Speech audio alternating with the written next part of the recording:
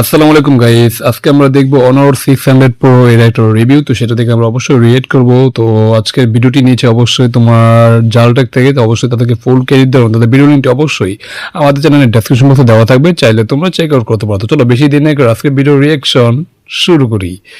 1 2 3। বাংলাদেশে হাতে গোনা কয়েকটা ব্র্যান্ড রয়েছে যারা ফ্ল্যাগশিপ ডিভাইস লঞ্চ করতে ভুলে না, মানে মাঝে মাঝে করে, তারপরেও যার ভিতরে অনার একটা আজ অনার 600 সিরিজ লঞ্চ করে ফেললো, যার ভিতরে 600 লাইট দেখতে পেলাম আমরা, 600 রয়েছে এবং পাশাপাশি প্রোটাও রয়েছে। আমাদের রয়েছে অনার 600 প্রো। এই ফোন ওরে ভাই, এটা তো পুরো একদম আইফোনের কমলা সুন্দরীর মতো, ঠিক আছে? যদিও একটু ক্যামেরাটা একটু লাম্বার, একটা ক্যামেরা লাম্বারটা শেপ করেছে, বাট ওভারঅল যে আইফোনের যে বক্স শেপ ক্যামেরা, ওটা মানে সিমিলার বলা যায়, মানে ইন্সপিরেশন বলতে পারো বা কপি বলতে পারো, ঠিক আছে? তো আমরা আজকে দেখবো Honor 600 Pro এটা রিভিউ, সেটা আমরা রিয়েক্ট করবো। এর আগে কিন্তু আমরা Honor 600 লাইট প্লাস কি 600 কি অবশ্যই রিয়েকশন করেছি, তোমরা যারা দেখতে পারো। তো আজকে আমরা পুরোটা মানে কি বড় এটা দেখে নিবই আর কি। তো চলো ভিডিও প্লে করি। পাওয়া যাবে তিনটি কালারে, ব্ল্যাক, গোল্ডেন হোয়াইট এবং অরেঞ্জ। ওকে, এর ডিজাইন আর কালার দেখে চেনা চেনা লাগে, ব্যাপারটা এরকম। তবে ভিন্নতা আছে একটা জায়গায়, সেটা হলো ক্যামেরা। আউটসাইডের এটা দেখেন একটু লম্বাটে, যদি গোল করা হতো তাহলে বোধহয় পার্থক্য আর কোথাও থাকতো না। কিন্তু এই ফোনের যে সাইজ এন্ড হ্যান্ড ফিল, সেটা একদমই পারফেক্ট। 6.57 ইঞ্চের ডিসপ্লে আছে। ও বাই গড, ডিসপ্লেটা তো ভাই একদম পুরোই সুন্দর, মানে এক কথা ভাই অসাধারণ ভাই। মানে এটা অ্যামোলেড ডিসপ্লে, অবশ্যই 6.57 ইঞ্চের একটা ডিসপ্লে, বেশি বড় না বেশি ছোটও না। আর ডিসপ্লেটা রাউন্ড শেপ ডিসপ্লে কারণ বেশ প্রিমিয়াম লাগছে। আর দেখো ন্যানো, মানে কি চিন বেজলটা একদম সুপার লেভেলের ন্যানো, প্লাস কি সিমেট্রিক লিখেছে, যেটা কিন্তু এক কথা ভাই অসাধারণ। ডিসপ্লেটা আসলে অস্থির। তো চলো ভিডিও প্লে করি। ছোট হোক বা বড় হোক, কখনোই হাতে নিতে আনকমফোর্টেবল মনে হবে। ওকে, ফোন নিয়ে তো অনেক কথা হবে, আগে চলেন প্রিবু, গিফট এইগুলো নিয়ে কথা বলি। আচ্ছা, এই যে লাগেজটা দেখতে পাচ্ছেন, লাগেজ প্যাকিং করা বড় সড়ো একটা লাগেজ, এটা কিন্তু প্রিবুকের গিফট হিসেবে দেওয়া হবে। শুধু লাগেজ না, একটা স্পট অফ থাকবে। যারা 600 প্রো নিবেন, এটা এত বড়, সামনে রাখি আমাকে ছোট লাগছে। আর যারা 600 লাইট বা 600 নিবেন, তারা শুধুমাত্র লাগেজটাই পেয়ে যাবেন। রিবুক চলবে 8 মে থেকে 14 মে পর্যন্ত। ওই তো শুরুতে ফোনের কি ফিচার্স গুলো একটু আমরা দেখে আসি। এখানে স্ন্যাপড্রাগনের 8 এলিট এসওসি রয়েছে, magic OS 10 based on Android 16 পাচ্ছি। 6 বছরের আবার আপডেটও দেওয়া হবে। ক্যামেরাটা কিন্তু স্ট্রং, 200 মেগাপিক্সেলের ওয়াইড অ্যাঙ্গেলের সাথে 50 মেগাপিক্সেল টেলিফটো থাকছে, 3.5x অপটিক্যাল, সাথে 12 মেগাপিক্সেলের আলট্রা ওয়াইডও আছে। এবারে 600 সিরিজে যে এআই ফিচার গুলো যুক্ত করা হয়েছে, সবগুলি দারুণ। তবে ইমেজ টু ভিডিও 2.0, এটা নিয়ে বলতেই হয়। ইমেজ টু ভিডিও ভাই, এটা তো ভাই আসলে একটা মানে অসাধারণ ফিচার বলা যায়। মানে আমরা কি বলে তোমার ছবি থেকে ভিডিও কি মানে ভিডিও বানাতে পারবো, যেটা কিন্তু আসলে মানে খুবই একটা ভালো একটা কি বলা যায়, মানে ভালো একটা ফিচার বলতে পারো, ঠিক আছে? ভালো একটা এআই ফিচার। তো যারা মনে করি ইমেজ থেকে ভিডিও বানাতে, তারা অবশ্যই এটা কি একটা কাজে সুযোগ লাগাতে পারবে আর কি। তো চলো ভিডিও প্লে করি। থেকে ভিডিও জেনারেট করা যাচ্ছে। আমরা কয়েকটা স্যাম্পল ভিডিও এখন দেখিয়ে দিচ্ছি। আচ্ছা, ডেডিকেটেড এআই বাটনও কিন্তু ফোনটাতে রয়েছে। এই পর্যন্ত প্রো মডেলে সবকিছু ঠিকঠাক মনে হলেও কিছু জায়গায় ঘাটতি তো আছে ভাই, আমরা সেগুলো খুঁটিয়ে বের করার চেষ্টা করব। এবার প্রাইসিং এ আসি। 600 লাইট থেকে শুরু করা যাক। শুধুমাত্র লাইট যেটা, ওইটার অফিসিয়াল প্রাইস রাখা হয়েছে 44,999 টাকা। এরপরে 600 যেটা দুইটা ভেরিয়েন্টে পাওয়া যাবে, 8 256 জিবি এবং 12 256 জিবি। প্রাইস যথাক্রমে 64,999 টাকা এবং 69,999 টাকা। আর আমাদের হাতে যে বড় ভাইটা 600 প্রো, এটা একটা ভেরিয়েন্টে পাবেন 12 256 জিবি, প্রাইস 99,900 ভাই। মানে পুরো একদম প্রাইসটা আসলে অনেক প্রাইস, হ্যাঁ, মানে 1 লাখ টাকা বলতে পারো, মানে 99,999, মানে 1 লাখ টাকা, একটা 1 লাখ। তো যেটা বাজেটটা আসলে বেশি, বিশেষ করে যারা আমাদের মতো মধ্যবিত্ত আছে বা গরিব আছো, তাদের জন্য এই ফোনটা আসলে এই সাধ্যের বাইরে, ঠিক আছে? তারপর আমরা দেখবো যে 1 লাখ টাকার মধ্যে এই ফোনটা আসলে ভ্যালু ফর মানি সেটা দেখবো, প্লাস রিয়েক্ট করবো। তো চলো ভিডিও প্লে করি। 99 টাকা। আমরা এবার স্টেপ বাই স্টেপ যাব, বিল্ড এন্ড ডিজাইন দিয়ে শুরুটা করা আছে। এই ফোনের থিকনেস 7.8 mm। এটা মোটা মনে হবে না আপনার কাছে, কারণ 8 mm প্লাস বা 9 mm হলে ওই ফোনগুলো একটু মোটা সোটা ফিল করা আছে। ওয়েট দেওয়া হয়েছে 200 গ্রাম, যেটা লাইট ওয়েট মনে হচ্ছে। বডি ফ্রেমটা মেটালের, তবে রেয়ার প্যানেল না, গ্লাস না, প্লাস্টিকের মতো ফিল দিচ্ছে। অনর এটা বলছে ফাইবার ব্যাক প্যানেল, তবে সেটা গ্লাস না, এটাই ট্রু। রেয়ার ফিনিশিং জায়গাগুলোতে সহজে স্ক্র্যাচ পড়তে দেখা যাচ্ছিল না, হাতের ছাপও পড়বে না। তবে ক্যামেরা পাম্প যেটা গ্লসি এরিয়া, এখানে কিন্তু হাতের ছাপ বা স্ক্র্যাচ পড়ে যেতে পারে যদি ধারালো কিছুতে খোঁচা টোচা লাগে। তো IP68 69 9K water and dust এগুলো ঠিকঠাকই আছে অবশ্যই, মানে আইপি রেটিং গুলো সেরা বলা যায়। মানে IP68 69 69K পাচ্ছি, যেটা কিন্তু আসলে গুড সাইন। মানে ফোনটা যদি পানিতে পড়ে যায় কোনো সমস্যা নাই। আর FGS 5 স্টার কি ড্রপ রেসিস্ট্যান্টের কি তোমার সার্টিফিকেশন দেওয়া আছে, এটা কিন্তু আসলে বলে মানে ফোনটা যদি হাত থেকে পড়ে যায় ফোনটা কিন্তু ভাঙবে না, যেটা কিন্তু আসলে গুড সাইন। আর ফ্রেমটা অবশ্যই অ্যালুমিনিয়াম ফ্রেম, যেটা দেখি বোঝা যাচ্ছে, তো যেটা কিন্তু আসলে গুড সাইন। আর ওজনের কথা বললে অবশ্যই 200 গ্রাম মোটামুটি বলা যায় ব্যালেন্স একটা ওয়েট, বেশি ভারীও না বেশি পাতলাও না, মোটামুটি একদম বলা যায় ব্যালেন্স, ঠিক আছে? তো চলো ভিডিও প্লে করি। 5 star drop and crash resistance certification রয়েছে। Okay. তবে noise cancelling mic, IR sensor, secondary speaker থাকছে, ক্যামেরা বাম্পের কালো করে এই জায়গাটায় কালার টেম্পারেচার সেন্সর দেওয়া হয়েছে। আর আইফোনের ক্যামেরা কন্ট্রোল বাটন যে জায়গায়, ঠিক ওই জায়গাটায় রাইট প্যানেলে আমরা এখানে এআই বাটন পাচ্ছি। ও, আচ্ছা। সিম স্লট 2টা ন্যানো সিম কার্ড ব্যবহার করা যাবে। এই ফোনে কিন্তু ই সিম সাপোর্টেড। ওভারঅল ডিজাইন পার্টে সবকিছুই ওকে মনে হয়েছে, শুধুমাত্র রিয়ার প্যানেলটা। হ্যাঁ, এই জায়গাটায় যদি গ্লাস ব্যবহার করা হতো তাহলে কমতি জায়গা থাকতো। অবশ্যই এখানে যদি আমরা, যেহেতু আমরা 1 লাখ টাকা দিয়ে একটা ফোন কিনবো, তো সেখানে যদি এখানে রিয়ার প্যানেল যদি আসলে গ্লাস হতো, তাহলে ভাই আসলে বিল কোয়ালিটিটা বা এক কথায় অসাধারণ বা অস্থির হতো, ঠিক আছে। বাট 1 লাখ টাকার ফোনের মধ্যে আমরা কি একটা ফাইবার গ্লাস পাচ্ছি, যেটা বলা যায় প্লাস্টিক, মানে উন্নত মানের প্লাস্টিক বলতে পারো এই আর কি। বাট যেটা আমার কাছে আসলে একটু চিপ মনে হচ্ছে আর কি। বাট তারপরেও কি দেখতে ফোনটা কিন্তু বেশ সুন্দর এই। তো চলো বিউটি প্লে করি।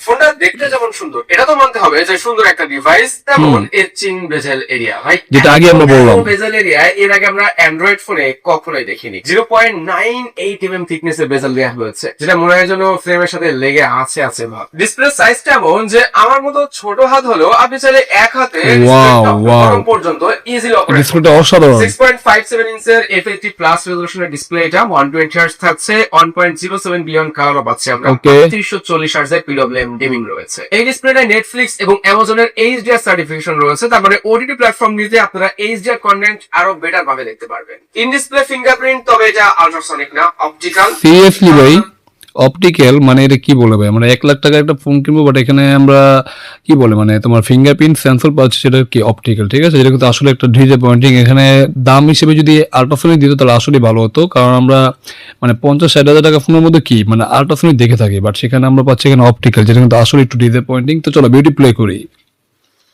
দিয়ে আল্ট্রাসনিক দিলে ভালো হতো বোধহয় এই প্রাইস রেঞ্জে। 8000 nits peak brightness, high brightness মোডে আপনারা 4000 নিটস পর্যন্ত পাবেন। ওকে, মানে এফবিএম এ পাচ্ছি আমরা 4000 নিটস পিক ব্রাইটনেস, যেটা ভালো অবশ্যই। আর মানে এম পিক ব্রাইটনেস যেটা 8000, এটা অবশ্যই নাম্বার গেমিং করেছে, তো এটা কেউ মাথা রাখবে না। বাট হাই মানে এসবিএম যেটা মানে হাই ব্রাইটনেস মোড যেটা, ওটা পাচ্ছি 4000, যেটা কিন্তু আসলে গুড সাইন। মানে তুমি আউটডোরে অনায়াসে ফোনটা কি স্ট্রাগল ফ্রি ছাড়া কি ফোনটা ইউজ করতে পারবে, যেটা কিন্তু আসলে ভালো। তো চলো বিউটি প্লে করি। আউটডোরে সানলাইটে যতই কড়া রোদ থাকুক না কেন, এই ডিসপ্লে ব্রাইটনেস নিয়ে কোনো সমস্যা নেই। ওকে, স্মুথনেস এটা একেবারে মাখন ভাই। স্ট্রেন্থ এই জায়গাটায় আছে, ওইটা ট্রানজিশন অ্যানিমেশন স্মুথনেস বাড়ানো হয়েছে, অনেক বেশি ফ্লুইড লাগে, সেই সাথে ডিসপ্লের 120 হার্টজ। ওভারঅল গেমিং, প্রোডাক্টিভ কাজ বা রেগুলার ইউজেসে সব জায়গাটায় আপনি টপ নচ এক্সপেরিয়েন্স পাবেন। ওকে, ঘাটতি একটা জায়গায় রয়েছে, সেটা হলো এটা এলডিপিও প্যানেল না, যেটা এই প্রাইসে অবশ্যই থাকার দরকার ছিল। ফোনটাতে যতগুলো এআই দেওয়া হয়েছে সেগুলো নিয়ে যদি কথা বলি, এই ভিডিও কত মিনিট হবে তার কোনো শেষ নাই। তবে হাইলাইটেড কিছু এআই রয়েছে যেগুলো নিয়ে আসলে বলতেই হয়। যেমন গ্যালারিতে যাওয়ার পরে ক্রিয়েট অপশন, এখান থেকে ইমেজ টু ভিডিও, এই জায়গাটায় আপনি ছবি থেকে ভিডিও জেনারেট করতে পারবেন, মানে ভিডিওর সাথে সাউন্ডও পাবেন। জোস। আমরা কিন্তু ইমেজ টু ভিডিও আমরা কি বেসিক্যালি কি ওয়েবসাইট থেকে বানাই, বাট আমরা এখন কিন্তু মোবাইলের মধ্যে কি ইনবিল পাচ্ছি, ঠিক আছে। এটা কিন্তু আসলেই গুড সাইন। হ্যাঁ, মানে আমরা মোবাইলের মধ্যে এই ফিচারটা পাচ্ছি, যেটা আর কোনো আলাদা ওয়েবসাইটে যেতে হবে না, বা ওয়েবসাইটে যেতে গেলে কি অনেক সময় রিস্কের মানে হ্যাকারদের কি হাতে পড়তে হয়, বা রিস্ক অনেকটা রিস্ক থাকে, বাট সেটা কি আমাদের রিস্কটা কি মানে কি কমে গেল, যেটা কিন্তু আসলেই ভালো। তো আমরা যারা যে ছবি থেকে ভিডিও বানাও তাদের জন্য একটা আসলেই অসাধারণ ফিচার হতে যাচ্ছে। তো চলো বিউটি প্লে করি।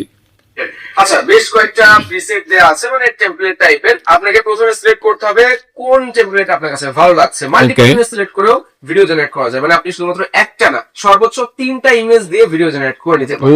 আর ডেডিকেটেড ভাবে আপনি যদি ছবি এডিট করার জন্য কোনো এআই ফিচার খুঁজেন, সেই সবকিছু পেয়ে যাবেন একটা জায়গায়, এআই ফটোস এজেন্ট। এই জায়গাটায় জাস্ট একটা ছবি সিলেক্ট করবেন, তারপরে নিচে পেয়ে যাবেন যাবতীয় সবগুলা অপশন, মানে এখানে শেষ নাই। Erase, up scale, out painting, light, সব এআই স্টাইল রয়েছে, যেখান থেকে আপনি আবার স্কেচ মোডে, কার্টুন মোডে, এন্ড অ্যানিমেশন, অর্ডার কালার, এই সব রকমের এডিটিং করতে পারবেন। আর কি কি এআই ফিচার্স বা প্রয়োজন, ডেডিকেটেড বাটন আছে যার মাধ্যমে কুইকলি এআই গুলোকে অ্যাক্সেস করা যায়। আপনি কাস্টমাইজ করেও এই বাটনটি ব্যবহার করতে পারবেন। এন্ড অনার শেয়ার, এটির মাধ্যমে অনার এবার অ্যাপলের ইকোসিস্টেমের ভিতরে করা যায়। আপনি সরাসরি আইফোন বা অ্যাপেল ডিভাইসে ফাইল ট্রান্সফার করতে পারবেন, যেটা কিন্তু আসলে বলো আমরা কিন্তু বেসিক্যালি তোমার কি মানে অ্যাপল ডিভাইস গুলো কি অ্যাপেলের মধ্যে কি মানে ফাইল শেয়ার করতে পারা, মানে ফাইল শেয়ার করা যায়, ঠিক আছে। বাট অ্যান্ড্রয়েডের সাথে কি ফাইল শেয়ার করা যায়, বাট সেটা কি অনেকটা কষ্টসাধ্য। বাট এবার অন্য তাদের ফিচারটা নিয়ে এসেছে, যেটা কিন্তু আসলে ঘুরছে, মানে অ্যাপেলের সাথে কি তুমি অবশ্যই ফাইল শেয়ার করতে পারবে, যেটা কিন্তু আসলেই ভালো। মানে কোনো ঝামেলা হ্যাসেল ফি ছাড়া কি মানে ফাইল, ছবি যেটাই শেয়ার করতে পারবে, যেটা কিন্তু আসলেই ঘুরছেন। তো চলো বিউটি প্লে করি।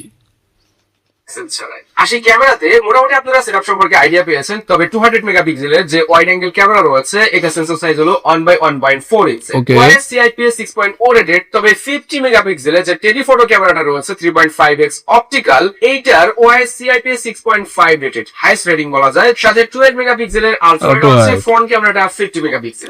ম্যাক্সিমাম 120x পর্যন্ত জুম করে ছবি তোলা যায়। আমরা স্যাম্পল ইমেজ গুলো দেখাবো না, কতটা ইউজেবল ছবি পাওয়া যাচ্ছে না। আমার মধ্যে 30, 40 এটা মনে সম্ভবত 120x এর কি জুম ছবি, ঠিক আছে, যেটা ছবির কোয়ালিটি খুবই বাজে এখানে। হ্যাঁ, ছবি কোয়ালিটি দেখো, এখানে তো বাই ডিটেল শার্পনেস এর কোনো সবকিছুই ঘাটতি দেখি বোঝা যাচ্ছে, যেটা কিন্তু আসলে সমস্যা। বাট এত জুম ছবি কি আমাদের দরকার হয় না বেসিক্যালি, তো আই থিঙ্ক কোনো সমস্যা হবে না। তো চলো ভিডিও প্লে করি।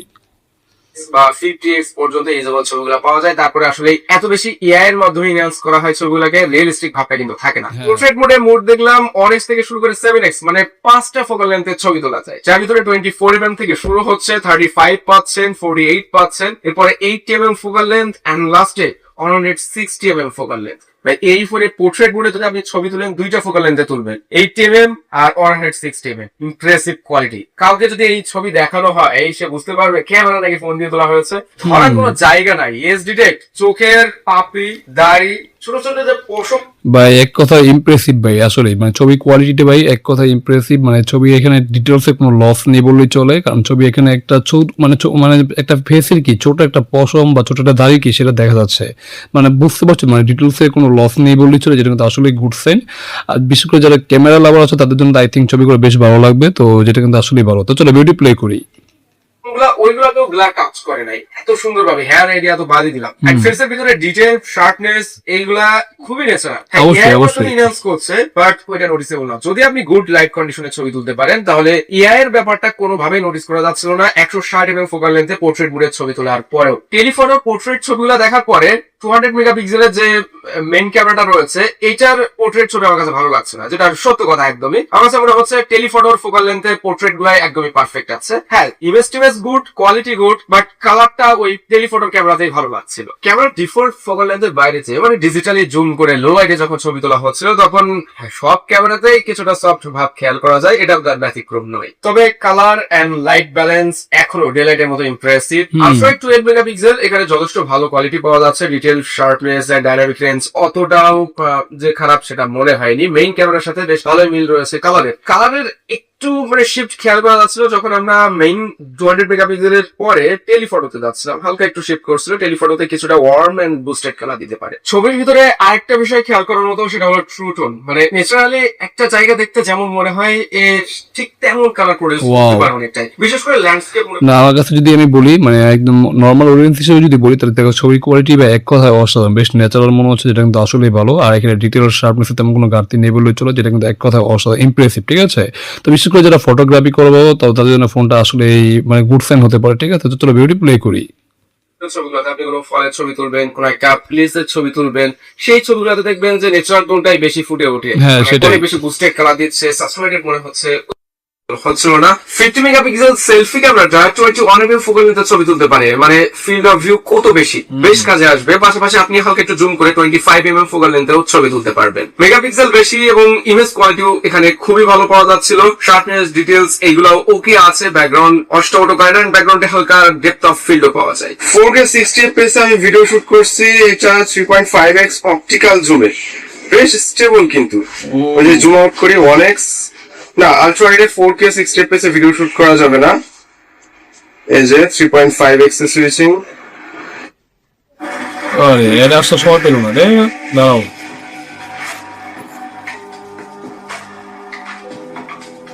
এখানে এটা আসলে সময় পেল না, এখন তো স্কিপ করতে হবে ভাই। ওয়েট,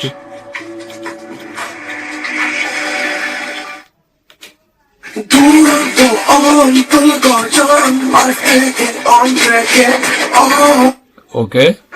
লেন্স সুইচিংটা স্মুথ আছে, but 1x A video quality মানে মেইন লেন্সের থেকেও টেলিফটোর ভিডিও কোয়ালিটি অনেক বেশি বেটার পাওয়া যাচ্ছে। এটা টেলিফটোর 3.5x, আর আমি যদি টেলিফটো থেকে চলে আসি, এই যে ডিজিটালি জুম হয়েছে, আর 1x এ আসলে ঠিক এরকম কোয়ালিটি দিচ্ছে। সামনের ক্যামেরাতে ভিডিও ঠিক এরকম পাওয়া যাচ্ছে। ফোকাল লেন্থটা ঘেমে অবস্থা খারাপ, এখন যে গরম পড়ছে ভাই। যাই হোক, ভিডিও বেশ ওয়াইড আছে, আমি চাইলে হালকা জুম করে নিতে পারবো 1x এসে।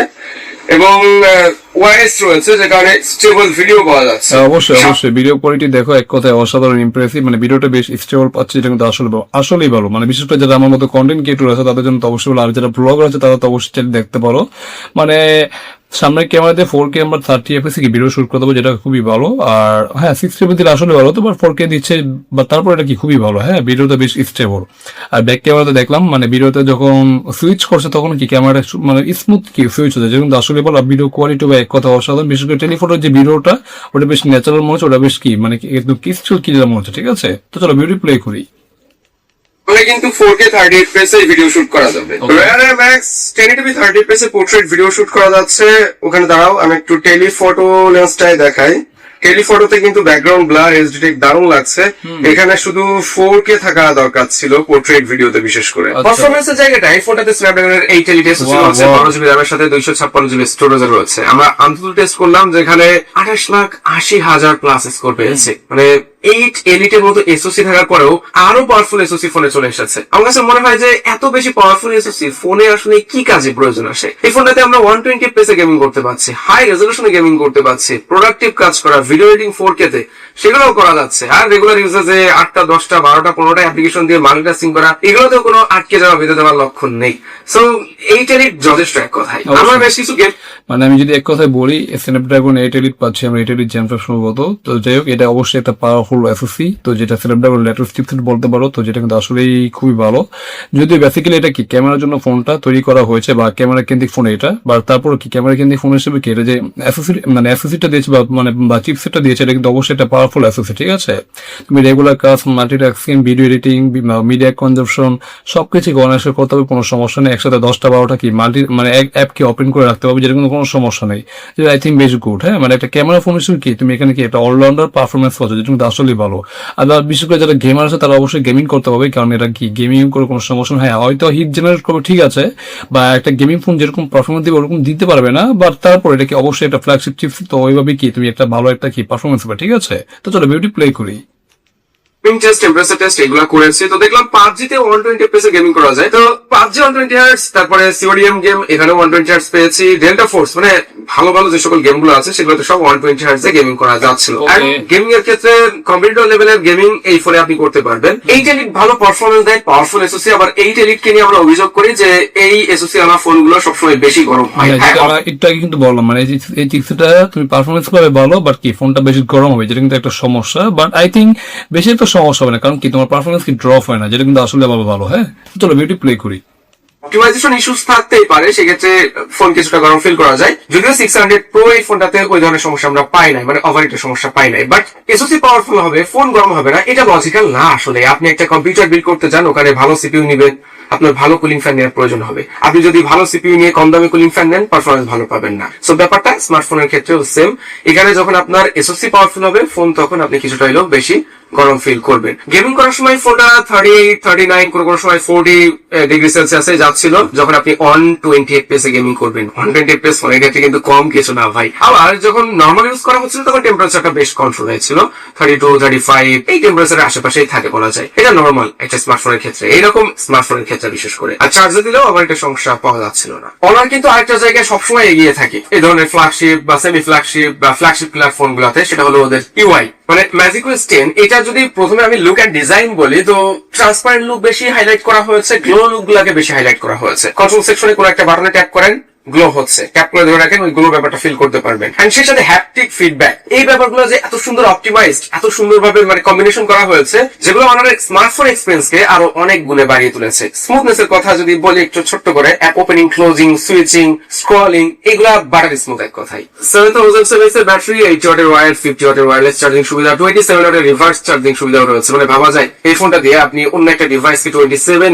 ওয়াটে চার্জ করতে পারবেন, যেটা ফাস্ট চার্জিং এক কথায়। এই সকল ফোনগুলো ব্যাটারি ড্রেন বেশি করে কয়েকটা জায়গায়। পাওয়ারফুল ফোন তো আপনি যখন 120 fps এ গেমিং করবেন ওই সময়টা একটু ব্যাটারি ড্রেনটা লক্ষ্য করবেন, তারপরে ডিসপ্লে ফুল দিয়ে আউটডোরে যখন 4K তে ভিডিও শুট করবেন ওই সময়টাই। যারা ব্যবহার করবেন তার উপর অনেকটা নির্ভর করে যে ব্যাকআপ টাইম আপনি কেমন পাচ্ছেন। এখন আপনার ইউজের উপর নির্ভর করবে যে 7000 mAh ব্যাটারিকে আপনি কিভাবে কাজে লাগাবেন। রেগুলার ইউজেসে 2 দিন এই ফোন দিয়ে ইউজুয়ালি ব্যাকআপ টাইম পাওয়া যাবে, এখানে কোনো কনফিউশন রাখার দরকার নেই। আপনি এই ফোন থেকে 2 দিন ব্যাকআপ টাইম পেয়ে যাবেন। মানে আমি এখানে যদি বলি তাহলে তোমরা যারা আছো মানে মানে হেভি ইউজার আছে যারা, তারা অবশ্যই 1 থেকে 1.5 দিনের মতো ব্যাকআপ পাবে। হেভি ইউজার যারা, একেবারে হেভি ইউজার যদি হও তাহলে মানে 10 ঘন্টা থেকে 1 দিনের মতো ব্যাকআপ পাবে, ঠিক আছে। আর যারা মোডারেট ইউজ তারা অবশ্যই 1 থেকে 1.5 দিন। আর যারা একদম নর্মাল ইউজ করো, মানে এই বেশি একটা মানে ফোন খালি কল ধরো, তারা তো অবশ্যই 2 থেকে 3 দিনও ইউজ করতে হবে, কোনো সমস্যা নেই। আর এখানে ব্যাটারি কম্বোটা বেশ ভালো, ব্যাটারি এখানে যা যা দিয়েছে সেটা কিন্তু অবশ্যই ভালো, ঠিক আছে। তো চলো ভিডিও প্লে করি। 2 দিন প্লাসও পাওয়া সম্ভব। হেভি ইউজ করলে ইজিলি একদিন প্লাস ব্যাকআপ টাইম পাওয়া সম্ভব। কানেক্টিভিটিতে ফোনটাতে আমরা ওয়াইফাই 6G পাচ্ছি, ব্লুটুথ 6.0 রয়েছে, eSIM সাপোর্টেড এন্ড NFC এগুলো তো থাকছে। বেসিক্যালি যারা অফিশিয়াল মার্কেটে এইরকম বাজেটে ভালো ক্যামেরার ফোন খুঁজছেন, পয়েন্টগুলো মনোযোগ দিয়ে শুনবেন। প্রথমত ভালো ক্যামেরার ফোন আপনি খুঁজছেন, আর performance top of the line হতে হবে। Then UI experience, AI experience, এই জায়গায় আপনি সেরাটা চান, তাহলে Honor 600 Pro ফোনটা আপনার জন্য। তারপরেও ছোট ছোট কিছু জায়গায় কম্প্রোমাইজ করতেই হচ্ছে। ডিভাইসটা যদি নেওয়ার সিদ্ধান্ত নিয়ে থাকেন, সেটা হলো রেয়ার প্যানেলটা গ্লাসের না, স্ক্রিনটা LTPO না, এন্ড আল্ট্রাসনিক ফিঙ্গারপ্রিন্টটাও নাই। আপনার কাছে 600 Pro ফোনটা বা 600 সিরিজের ফোনগুলো কেমন মনে হয়েছে, প্রাইসিং গুলো কেমন হয়েছে, অবশ্যই কমেন্ট করে জানাতে পারেন। আপনাদের মতামত আমরা সব সময় পড়ে থাকি। এটা ছিল আজকে ভিডিও। সবাই ভালো থাকবেন, সুস্থ থাকবেন, আল্লাহ হাফেজ। তো যাই হোক guys, এখানে ভিডিওটি শেষ হয়ে গেল। আমরা দেখে নিলাম Honor 600 Pro, এটা রিভিউ, ঠিক আছে। তো এর দামটা অবশ্যই দামটা অনেকটাই বেশি, 1 লাখ টাকা। তো দাম হিসেবে এটা অবশ্যই ভ্যালু ফর মানি বলতে পারো, কারণ এটা অবশ্যই একটা কি মানে ক্যামেরা ফোন হিসেবে কি এটা অলরাউন্ডার ফোন বলতে পারো, ঠিক আছে।